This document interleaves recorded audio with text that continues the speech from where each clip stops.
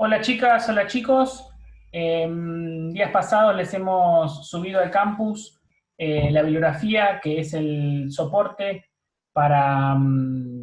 la unidad número 5, que es transporte terrestre, específicamente en este caso lo que hemos visto de ferroviario. Recordarán ustedes que en la clase de hace una semana, 10 días, les hemos enviado la presentación de ferroviario. También les hemos enviado las diferentes materiales bibliográficos que ahora vamos a repasar, que son soporte para la parte ferroviaria de esta unidad, y ahora vamos a hacer una pequeña clase de repaso que espero les sirva, eh, como para que ustedes sepan en qué tienen que enfocar cada uno de las lecturas de este material que le hemos enviado, y orientarlos básicamente con las cuestiones conceptuales que es de interés de la cátedra, que tengan claro a la hora de repasar el material. En primer lugar, nosotros les hemos dado eh, 4 apuntes de ferroviario. 3 corresponden con el libro de Juan Alberto Rocatagliata, que está titulado Los ferrocarriles en la Argentina, una reflexión estratégica en el marco de la experiencia internacional. Es decir, que es uno de los pocos libros con la seriedad que ha caracterizado Rocatagliata en este sentido, uno de los pocos libros que trabaja la parte histórica de lo que ha sido el desarrollo de la red ferroviaria en la Argentina, que hace un planteo respecto a cuál es su propuesta de una red básica troncal para la Argentina del futuro, que es lo que vamos a ver en uno de estos apuntes, y también obviamente hace un reconto de lo que ha ocurrido a nivel internacional con los distintos sistemas ferroviarios, y específicamente con la incorporación de la alta velocidad en lo que se refiere a servicios de transporte interurbano de pasajeros de larga distancia. Nosotros les hemos dado 3 apuntes de Rocatagliata que constituyen distintas unidades, distintos capítulos dentro de su libro, y hemos identificado a 3 para que ustedes podamos compartir la lectura y podamos sacar de allí los conceptos más importantes para reforzar aquella clase central que ya les dimos de ferroviario. Y por otra parte, les hemos enviado un apunte de la cátedra que tiene que ver específicamente con la alta velocidad ferroviaria, el desarrollo a nivel mundial, y algunas consideraciones de lo que hay que saber cuando hablamos de alta velocidad en el caso del ferrocarril. En el apunte de Rocatagliata hay un apunte que él desarrolla toda la parte que tiene que ver con los efectos de la recomposición de los territorios y de las ciudades. Rocatagliata, con una amplia formación en lo que se refiere a la geografía del transporte, eh, hace un reconto de los distintos efectos que tienen sobre el territorio, que ha tenido históricamente el ferrocarril, no solamente en la conformación de nuestras redes troncales, tanto ferroviarias como viales, sino también en la creación de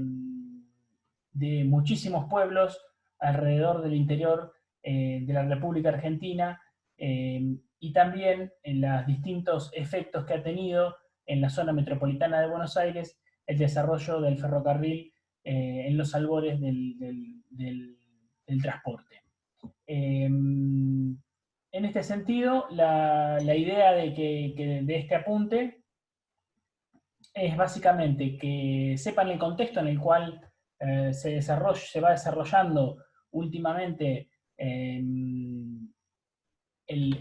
transporte, y es básicamente estos 4 puntos que se destacan en el apunte que se presentan como nuevos factores de desarrollo territorial. En este caso, el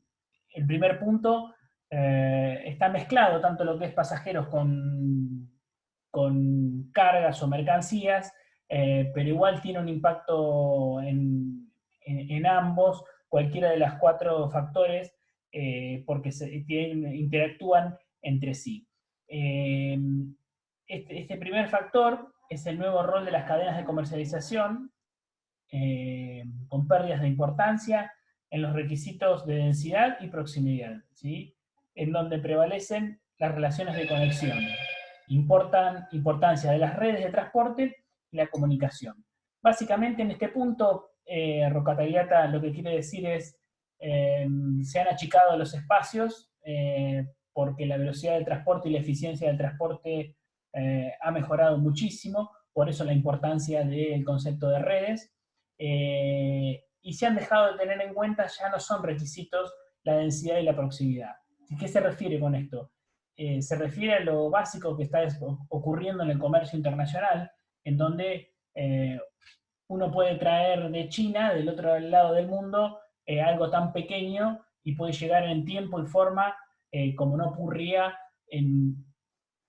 años anteriores. Es decir,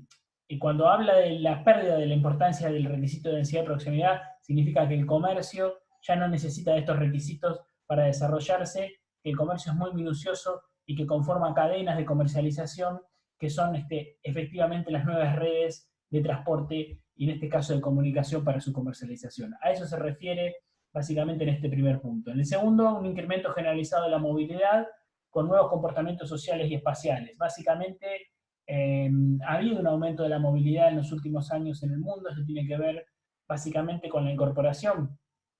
especialmente de China, pero con una fuerte impronta general de toda Asia, en lo que se refiere a la movilidad y la incorporación de sectores de clase media o clases bajas, medias bajas, que se incorporan al turismo, y esto genera obviamente una gran movilidad a nivel mundial, y obviamente el achicamiento de los espacios a través del tiempo que conforman los distintos medios de transporte hace de que esto se vea y en gran número. Este es un elemento a tener en cuenta, y es parte de los factores que van a definir el desarrollo territorial. Por otro lado, también Rocca Tagliata habla de la dualización del espacio del socioespacial, y básicamente por la desigualdad y las diferencias en el acceso a las redes. Obviamente que esto aparece como una cuestión más bien vinculada a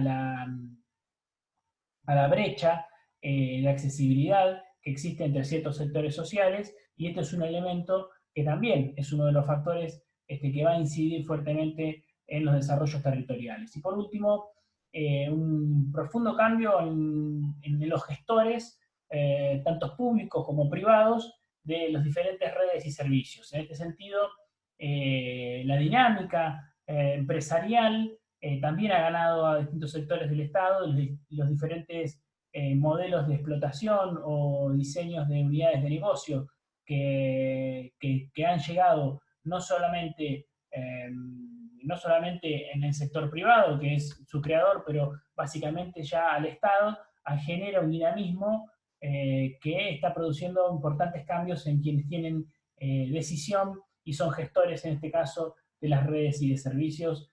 tanto en el ámbito público como en el privado. Estos son entonces los 4 factores que interesan del apunte que ustedes tengan en claro y que los puedan desarrollar. Y luego sí, los 4 efectos territoriales de los corredores de alta velocidad o de altas prestaciones. Estos efectos están bien ilustrados en este capítulo, se resumen en 4, y son tanto aplicables para lo que son corredores ferroviarios de alta velocidad como corredores de altas prestaciones. Uno de esos efectos en el desarrollo de una línea es básicamente el efecto túnel. Y esto tiene que ver con la relación entre dos cabeceras, es decir, un origen y un destino, en forma directa sin paradas. cuando pensamos a una línea ferroviaria. Este efecto es un efecto que tiene grandes bondades para las cabeceras porque mejora muchísimo la accesibilidad entre las dos ciudades, suponiendo que son dos ciudades grandes o son dos metrópolis, pero no tiene ningún tipo de efecto territorial, justamente porque el efecto túnel prescinde de ese espacio que termina unificando. Solo conecta las dos cabeceras, el origen y el destino de cada uno de los viajes. Luego aparece el efecto corredor, y en este caso sí, la unión de las dos ciudades, de las dos cabeceras, aparece la posibilidad del desarrollo de paradas en ciudades intermedias, ciudades medias, ciudades pequeñas, que reciben obviamente, naturalmente, las bondades de un servicio y fortalecen sus posibilidades de desarrollo y alternativas económicas de cara al futuro. Obviamente que esto viene ocurriendo, esto ha sido y es continuamente discutible cuando uno diseña un servicio ferroviario, en este caso con dos cabeceras muy importantes, muy preponderantes en lo que se refiere al tráfico, y una línea en la cual es necesario atender por cuestiones básicamente de accesibilidad y cuestiones sociales a la línea, pero que a veces la posibilidad de hacer esas paradas va en detrimento del servicio que se quiere prestar. De todas maneras, el efecto corredor es un efecto que naturalmente han tenido todos los ferrocarriles a lo largo de la Argentina en su desarrollo, y también este efecto tiene distintas posibilidades de ser llevado adelante, sobre todo cuando se disponen de una gran cantidad de servicios. Este efecto puede tener distintas variantes cuando se definen dentro de la programación de los servicios ferroviarios de larga distancia la posibilidad de incorporar algunas franjas horarias para los destinos más cercanos a cada uno de los centros urbanos, es decir, en el entorno de los 100, de los 150 kilómetros, y también pueden distinguirse servicios con paradas y servicios sin paradas, para atender la demanda general entre las dos cabeceras, pero sin dejar desconectado las ciudades intermedias que están a lo largo de la línea. Este es el efecto corredor que especifica Roca Tagliata en su libro. Por otro lado, también se presenta lo que es el efecto de accesibilidad distribuida. En este caso es el mismo caso que el anterior, pero lo que se incorporan acá son ciudades pequeñas e intermedias que están en torno a la plaza ferroviaria, en torno a los 10 o 50 kilómetros, que mediante otros medios de transporte llega a la traza y se incorpora, obviamente, para, para hacerse de las bondades de este servicio de alta prestación o de alta velocidad que se desarrolla. Esto es lo que es la accesibilidad distribuida, y aparecen en ese caso pequeños nodos que son estos espacios o estas estaciones en donde se pueden incorporar la vinculación con ciudades que están en torno a los 10 o 50 kilómetros de la traza ferroviaria. Y por último, el último efecto territorial es el efecto de red. Y el efecto de red básicamente es un efecto que debe incorporar naturalmente las velocidades diferenciales. Las líneas de alta velocidad están concebidas para vincularse al resto de la red. Hemos visto, y lo vamos a ver ahora también más adelante, que cuando hablamos de alta velocidad, hablamos de líneas especialmente construidas para el desarrollo de la alta velocidad, y otras líneas que comparten la infraestructura con las líneas ferroviarias convencionales, que tienen otro tratamiento, pero que también son consideradas de alta velocidad siempre que cumplan ciertos requisitos que la UIC a nivel internacional, como órgano rector de los ferrocarriles, les exige. Este efecto red de velocidades diferenciadas es el que ocurre en muchos países de Europa, en donde la concepción de las líneas de alta velocidad ha sido siempre de vinculación y de visión de red respecto a los servicios que ya se venían prestando, tanto de media distancia como larga distancia, y que han encontrado en muchos casos, como por ejemplo en España, mayores dificultades de lo que naturalmente puede haber ocurrido, por ejemplo, en Francia o en Alemania, que tiene que ver básicamente con las diferencias de anchos o de trochas. La red de alta velocidad española ha sido diseñada, como lo exige la UIC, en trocha media, siendo que toda la península ibérica, tanto España como Portugal, en su red de ferroviaria histórica, ha desarrollado la trocha ancha de 1,668. En este sentido, ha habido respuestas tecnológicas con trenes de anchos variables, y también la posibilidad de incorporar en la red tanto trenes que podían circular por una traza, por una trocha o por la otra, intercambiando en alguna estación con el ancho variable la posibilidad de dar continuidad a los viajes y no tener que cambiar de trenes, siendo que esto perdería el efecto de red. Uno, o en mi caso, uno puede tomar un tren de Madrid a Bilbao, yendo en línea de alta velocidad hasta Valladolid, y en la ciudad de Valladolid pasar por una pequeña estación, a que el tren pasa a unos 10 kilómetros por hora, en una estación especial en donde el tren se acomoda sus ejes, variando el ancho de sus ejes para poder seguir circulando en una velocidad, en una traza, en este caso ancha, mayor a la de la alta velocidad. Este salto tecnológico es lo que ha permitido a España construir una red de alta velocidad no superpuesta sobre la red existente, sino vinculada, estrechamente vinculada, y dar un efecto de red a todo el desarrollo ferroviario que ha tenido, en este caso, la península ibérica.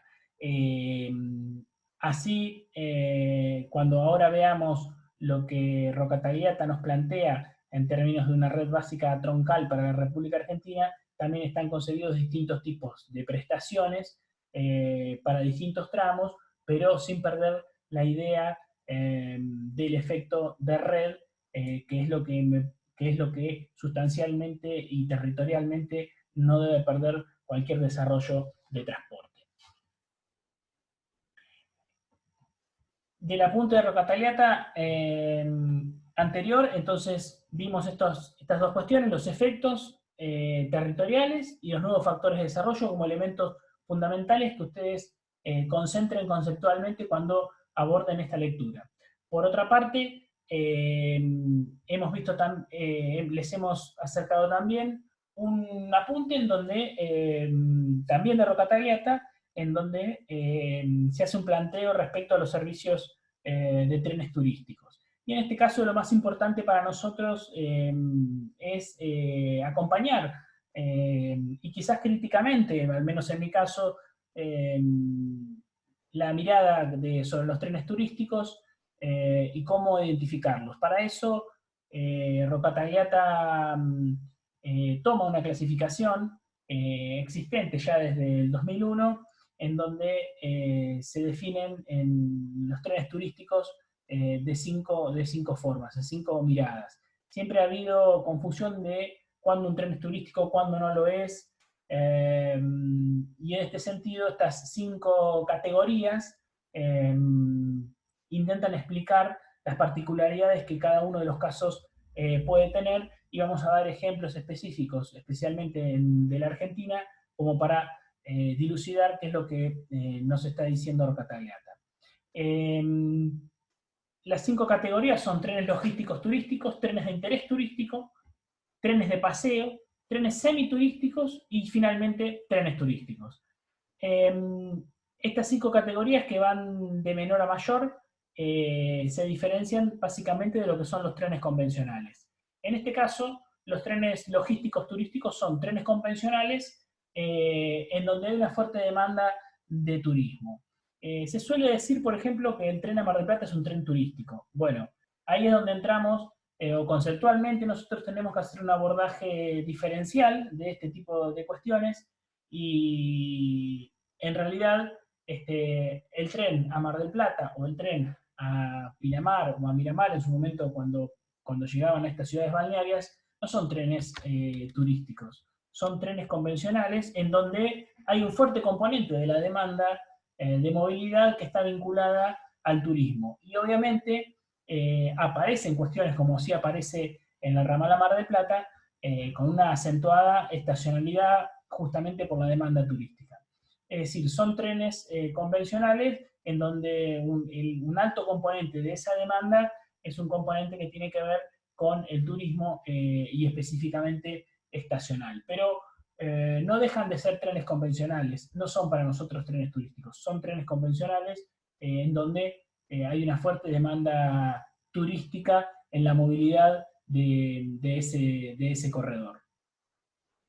Por otra parte, hay trenes de interés turístico. Y en este caso es difícil encontrar ejemplos, pero son básicamente trenes convencionales o trenes regulares que poseen algún tipo de valor o atractivo histórico o tecnológico que los distingue.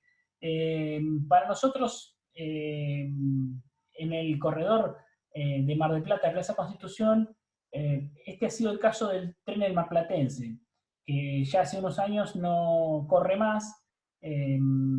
pero que era un tren que tenía, evidentemente, por su historia, fue un tren que se incorporó en el gobierno de Perón, comprado a Estados Unidos, es un tren muy parecido a los trenes Amtrak que han sido pioneros del desarrollo territorial en Estados Unidos, por sus características. Son trenes de acero inoxidable, son trenes con un diseño realmente muy confortable. Y el marplatense, que corrió toda la vida en la ramada entre Mar del Plata y Plaza Constitución desde el año 1950, es un tren que tiene un interés turístico en sí mismo y de hecho la gente pedía viajar en el marplatense porque tenía en este sentido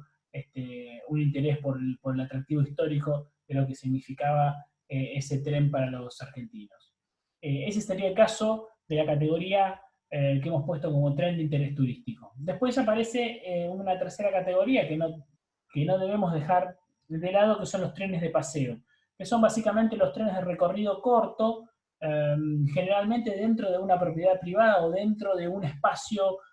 claramente definido. Nosotros hemos identificado los trenes de paseo, y lo ha hecho también Roca Tagliata, como los que conocemos en zonas de parques nacionales, por ejemplo, como es el tren del Parque Iguazú, como es el tren Austral Fueguino, o como es el tren que existía en la República de los Niños. Es decir, son trenes de paseo vinculados a la movilidad dentro de un espacio determinado, generalmente turístico. Esos son lo que identificamos como trenes de paseo. Y luego nos vamos acercando a lo que son los trenes semiturísticos y turísticos. Es difícil a veces, o aparece un gris entre una categoría y la otra. Los semiturísticos son trenes que tienen un atractivo para los turistas por los paisajes, por las estaciones, por el recorrido, pero que no es en sí mismo un tren turístico concebido como sí lo vamos a ver en la categoría siguiente. Podría ser el caso del tren de la costa, que es un tren que tiene una regularidad como un tren convencional, que sirve a un sector costero, bajo costero del norte del Gran Buenos Aires, pero que también por su llegada a la zona turística de Tigre, por su llegada al tren de la costa, al Parque de la Costa, el tren de la costa constituye de alguna manera un tren semiturístico. Y por último, los trenes turísticos, en esta última categoría, que estos sí verdaderamente debemos denominarlos como trenes turísticos. Son trenes que constituyen un atractivo en sí mismo por un valor añadido que tiene como destinatario un turista que lo elige en este caso. En el caso de la Argentina, tenemos el caso de la Trochita en Chubut, en la provincia de Chubut, el tren de las nubes en la provincia de Salta,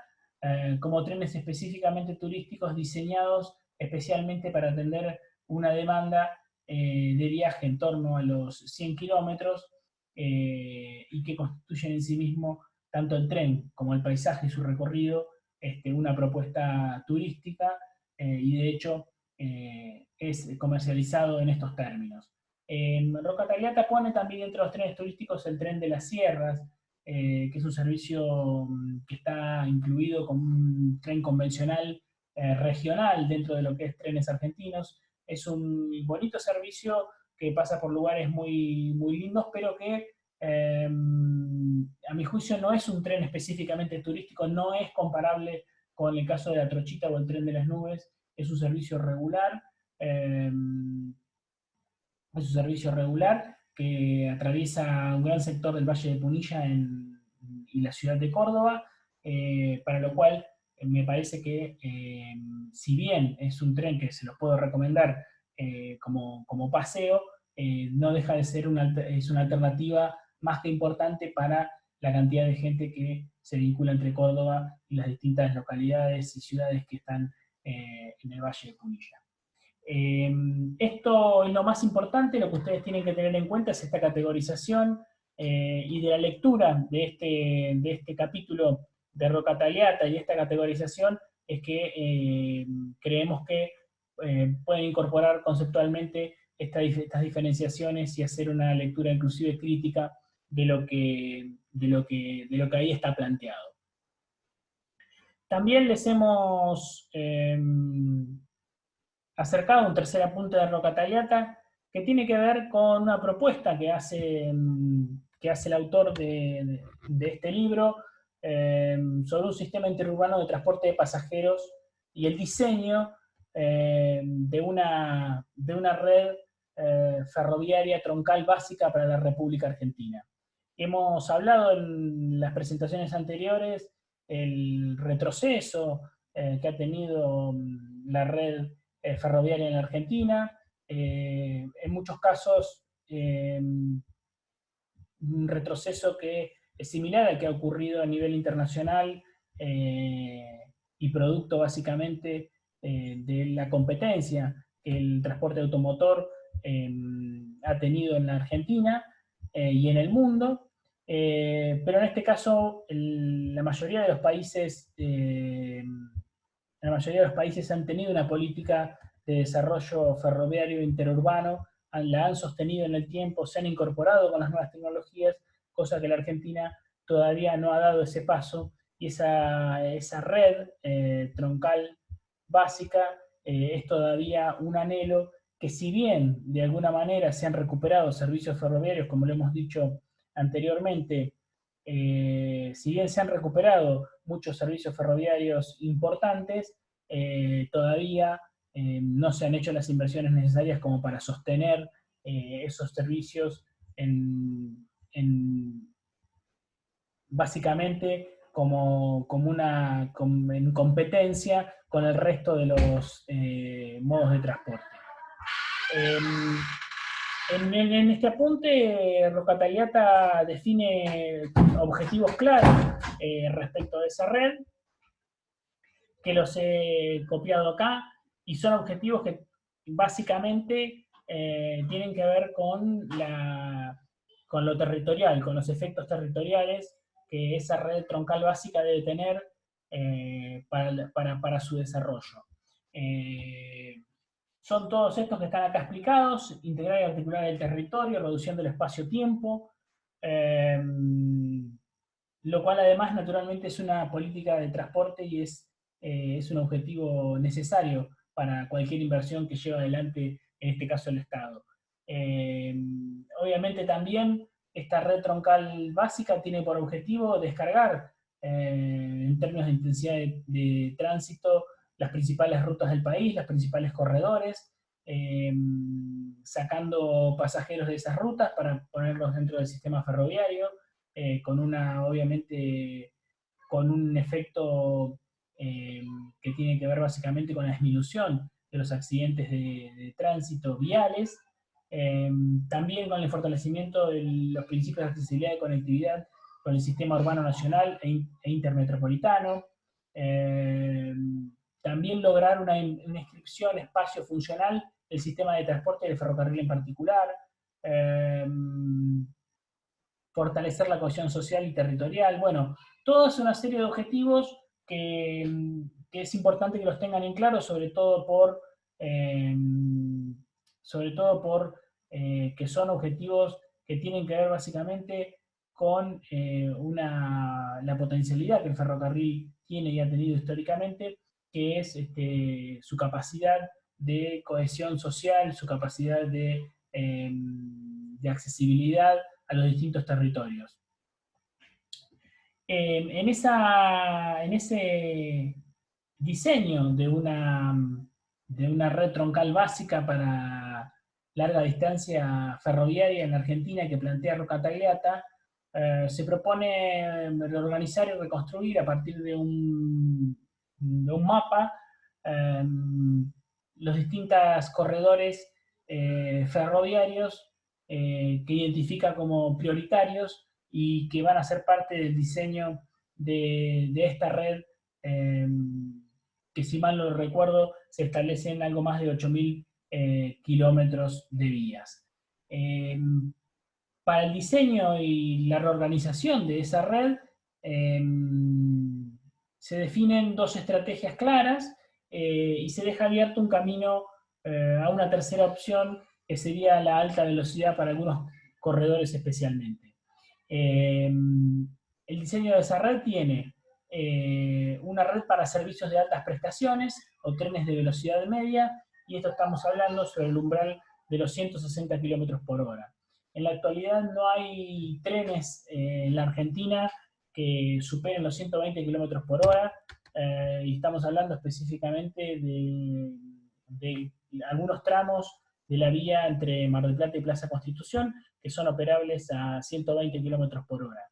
Ese es el máximo de velocidad que se ha desarrollado en la Argentina, y esta red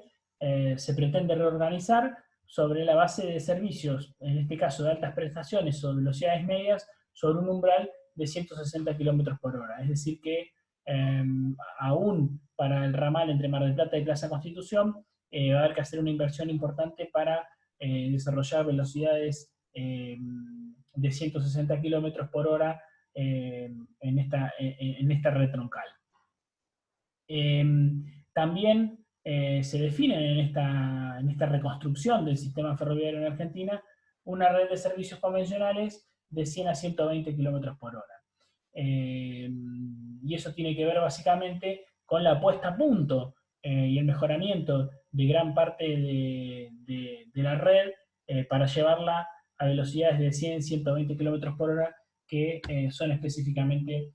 los que desarrollan los trenes convencionales. Y por último, se deja abierta la posibilidad del desarrollo de la alta velocidad para algunos tramos que obviamente necesitarán un análisis pormenorizado,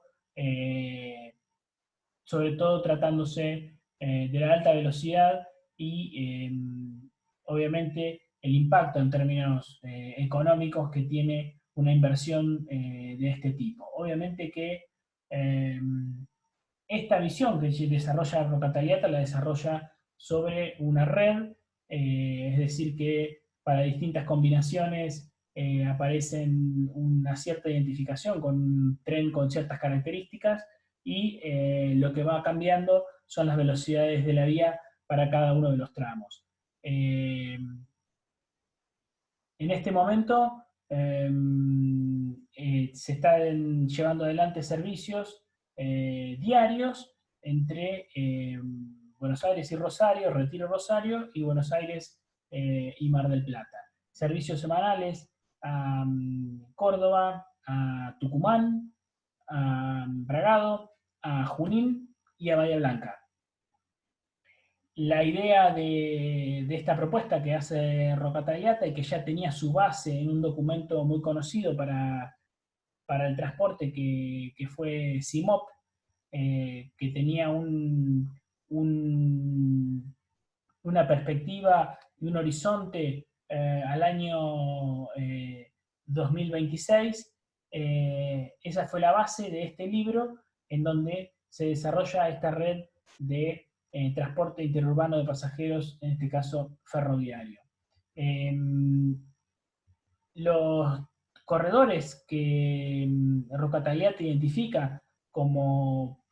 posibles corredores para una velocidad media son Mar del Plata Constitución, Retiro Rosario y Retiro Córdoba. Obviamente con la variante en Rosario, como parte de un corredor. La realidad, para el resto de la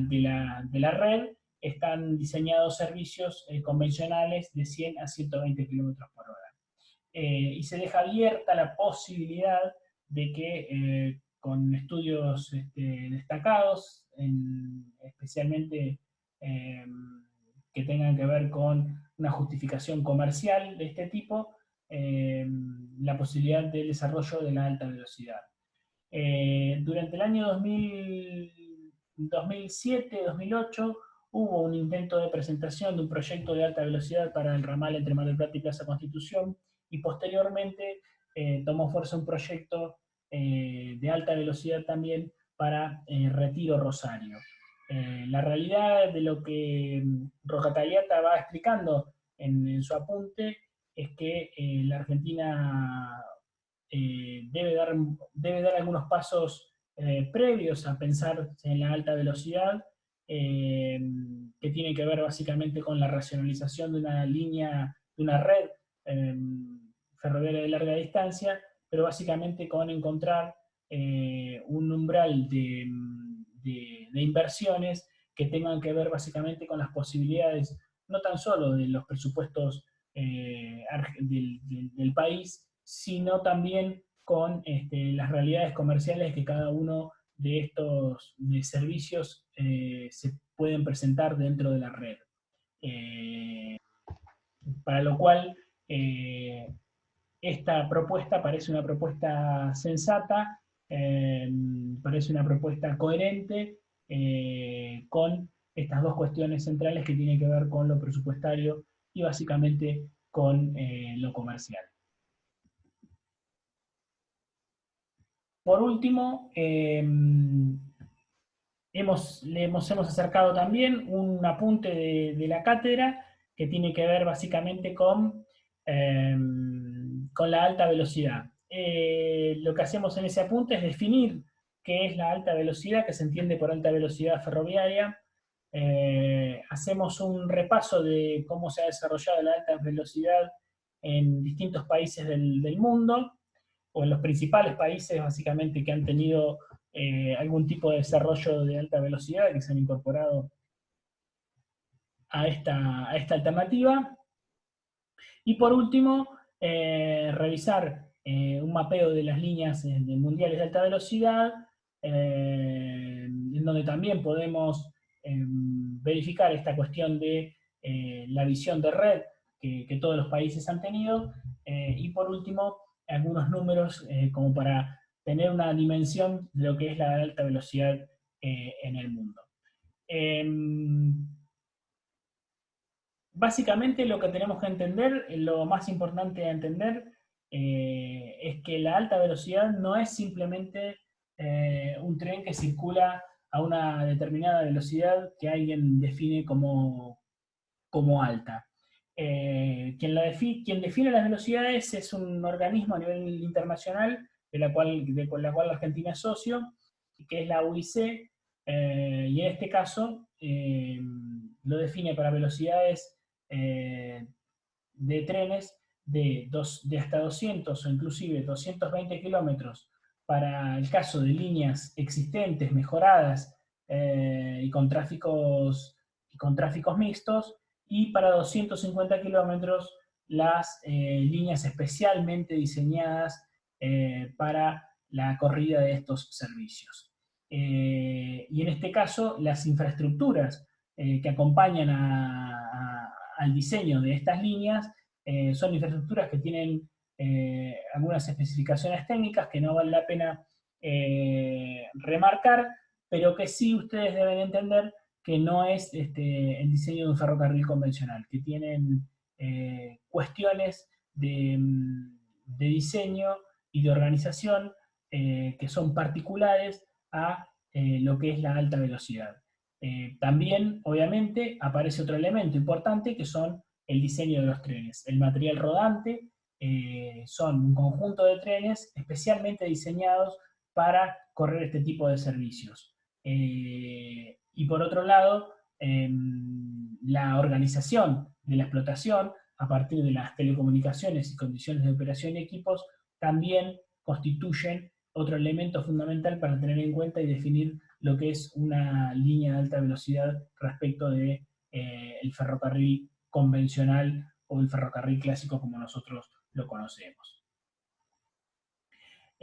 También en ese apunte que nosotros les acercamos aparecen algunos datos que es importante que ustedes jueguen un poco con estos datos como para tener dimensión de los distintos desarrollos que ha habido de la alta velocidad en el mundo. Obviamente que el país que irrumpe en los últimos 10-15 años en la alta velocidad es China, quien ha cuadruplicado en kilómetros de vías en servicio a su seguidor inmediato, en este caso que es España, que es el país que con 3.297 kilómetros de vía de alta velocidad es el país de Europa con más desarrollo de esta alternativa de transporte. Luego aparece ahí muy cerquita Japón con 3.041 kilómetros. Japón constituye con Francia, que aparece cuarto, constituye con Francia países que han estado siempre a la vanguardia del desarrollo tecnológico ferroviario, y ahora obviamente se incorpora China, tanto por su dimensión, por su magnitud, por sus volúmenes, como el país con más desarrollo de la alta velocidad, y también inscribiéndose como un país con una gran potencialidad en términos de desarrollos tecnológicos y obviamente a la vanguardia del mundo. También ha habido algunos desarrollos especialmente en Europa, en Corea del Sur, con una línea importante de 893 kilómetros, en Estados Unidos, que se ha inscrito también dentro de la alta velocidad con su tren, el Acela Express, que es un tren que va de Nueva York a Boston, pasando por Washington, pasando por Filadelfia, y que si bien comparte vías con otros trenes convencionales, está en torno a los 220 kilómetros por hora, con una prestación característica, obviamente, con la alta velocidad. En Asia, además de China y Japón, como ya dijimos, aparece Arabia Saudita con el tren que atraviesa el desierto, que une las dos ciudades santas de La Meca y Medina, con 449 kilómetros, construido y administrado por un consorcio español. Y después aparecen el resto de los países de Europa que se incorporan con pequeñas vinculaciones a la alta velocidad. Eso es lo más destacado que uno puede decir de este reconto de líneas de alta velocidad en el mundo. Y luego algunos números que nosotros hemos decidido compartir con ustedes y que son propiedad de la UIC, que es el organismo. Simplemente comentarlos, 1964 como el año en donde Japón puso en servicio el primer tren de alta velocidad entre Tokio y Osaka.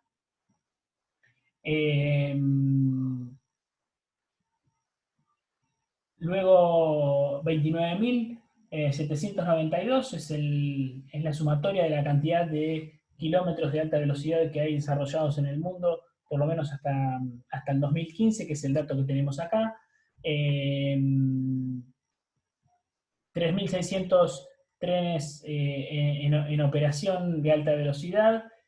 el récord de velocidad, que es el que también les comentamos en la presentación anterior, que es de 574 kilómetros por hora para un tren especialmente diseñado, no comercial, simplemente de prueba, que se desarrolló en Francia. 320 kilómetros por hora es la velocidad máxima que está en operaciones, comercialmente en operaciones en el mundo para la mayoría de estos trenes, y algunos números que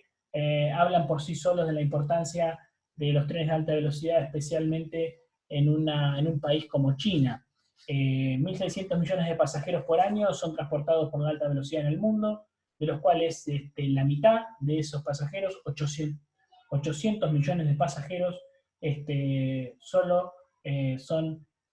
pasajeros que se han transportado en esos 12.000 kilómetros de la red que ha desarrollado China. La verdad es que la magnitud, la dimensión de ese país ha sido una tierra muy fértil para el desarrollo de la alta velocidad como una alternativa de vinculación interurbana que el avión no podía abastecer, y la verdad es que el sistema ha funcionado desde su origen muy bien, con un crecimiento abrupto en estos últimos 10-15 años. 355 millones de pasajeros en Japón, con sus características de tener una alta densidad eh, poblacional, de ser una isla muy bien conectada, y haber estado, y siendo el ferrocarril el medio de transporte fundamental para el desarrollo de Japón. 130 millones de pasajeros en Francia, 315 millones de pasajeros en el resto del mundo. Estos son los volúmenes de transporte que tiene hoy la alta velocidad, que la verdad que año tras año suman y van sumando a esta modalidad una alternativa terrestre más que importante, con un desarrollo tecnológico a la vanguardia. Otros números que presenta también la OIC tienen que ver básicamente con la comparación de los costos, las externalidades, los costos por externalidades en euros, en este caso, para los distintos